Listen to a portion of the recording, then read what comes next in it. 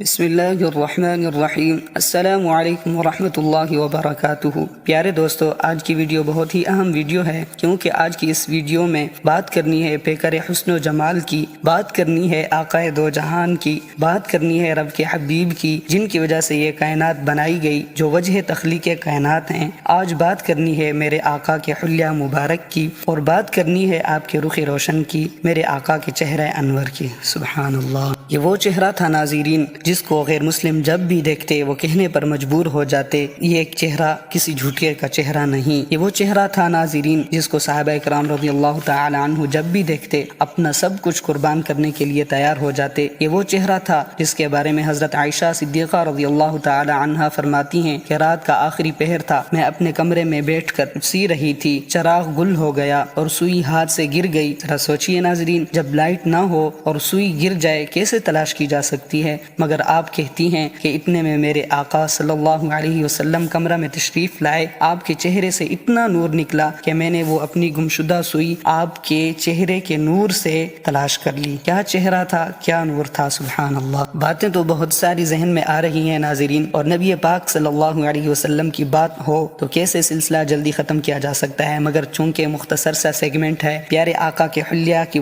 مبارک کی بات کرنی ہے، تو آئیے اب میں آپ کو پیارے آقا صلی اللہ علیہ وسلم کے حلیہ مبارک کے بارے میں کچھ بتاتا ہوں کہ آپ صلی اللہ علیہ وسلم کا حلیہ مبارک دکھنے میں کیسا تھا۔ مورخین نے، شارحین نے، محدثین نے اور سیرت نگاروں نے پیارے آقا صلی اللہ علیہ وسلم کے حلیہ مبارک کو کن الفاظ کے ساتھ بیان فرمایا، اس کی کچھ جھلک بیان کرتے ہیں۔ حضور اقدس صلی اللہ علیہ وسلم کا قد میانہ تھا، رنگ سفید سرخی مائل تھا، سینہ چوڑا تھا، سینے سے ناف تک بالوں کا ایک باریک خط تھا، پیشانی بلند کھلی ہوئی اور روشن تھی، ناک اونچی، رخسار نرم بھرے ہوئے تھے، دندان مبارک سفید اور چمکدار تھے، سر مبارک بڑا تھا اور سر کے بال نرم اور تھوڑے مڑے ہوئے تھے، نہ بہت گھنگریالے اور نہ بالکل سیدھے، سر اور داڑھی کے بال بالکل سیاہ تھے، صرف چند بال سفید تھے، لم کی داڑھی مبارک کے بعد آنکھیں بڑی تھیں اور سفیدی میں سرخی ملی ہوئی تھی، پتلیاں خوب سیاہ تھیں اور بغیر سرما لگائے ہوئے ایسا معلوم ہوتا تھا کہ سرما لگا ہے۔ آپ صلی اللہ علیہ وسلم کا چہرہ انور 14ویں رات کے چاند کی طرح چمکتا تھا، گردن مناسب لمبائی لیے ہوئے، ہاتھ لمبے تھے، ہتھیلی چوڑی بھری ہوئی اور بہت نرم تھی، انگلیاں لمبی اور خوشنما تھیں، بغلیں سفید تھیں، ان میں بال نہ تھے،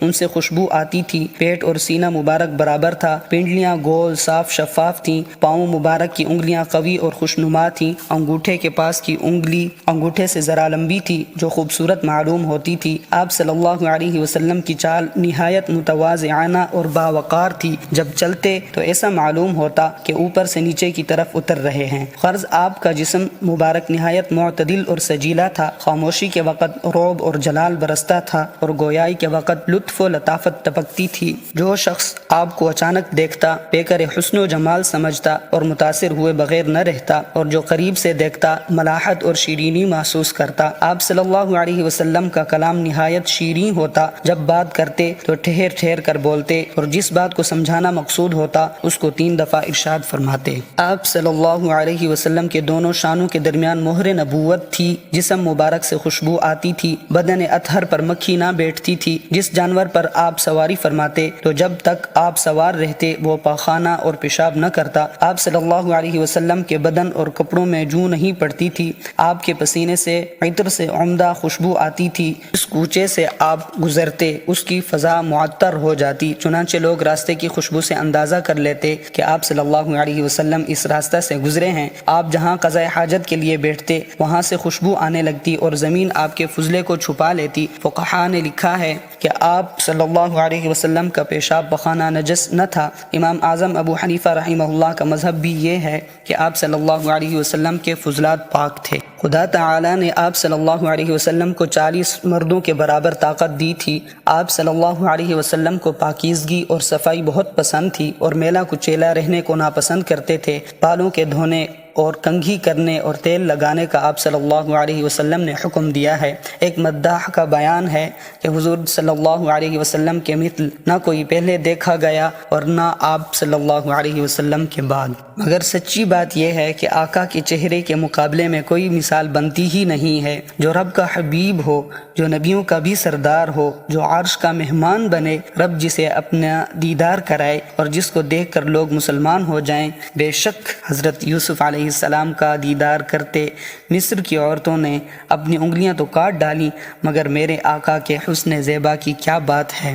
حسن یوسف پہ کٹی مصر میں انگشت زنا، حسن یوسف پہ کٹی مصر میں انگشت زنا، سر کٹاتے ہیں تیرے نام پہ مردان عرب۔ آخر میں یہ دعا کرتے ہیں، یا رب وہ چہرہ انور، وہ جلوہ جانا جس نے بھی دیکھا اپنا سب کچھ قربان کرنے کے لیے تیار ہو گئے۔ اے میرے مالک، وہ جلوہ ہمیں معلوم ہے، آج بھی عام ہے، خوش نصیبوں کو آج بھی میرے آقا کا جلوہ نصیب ہوتا ہے۔ اے رب کریم، ہمیں بھی یہ سعادت نصیب فرما، آمین۔ اے کاش کبھی ایسا بھی ہو، اے کاش کبھی ایسا بھی ہو، خواب میں میرے ہوں جس کی غلامی میں وہ آقا نظر آئے۔ اس شعر پہ اپنے سلسلے کا اختتام کرتے ہیں۔ دیدار کی بھیگ کب بٹے گی، دیدار کی بھیگ کب بٹے گی، منگتا ہے امیدوار آقا، آنکھوں میں چمک کے دل میں آ جا، اے شمع جمال مصطفیٰ۔ وآخر دعوانا ان الحمد للہ رب العالمین۔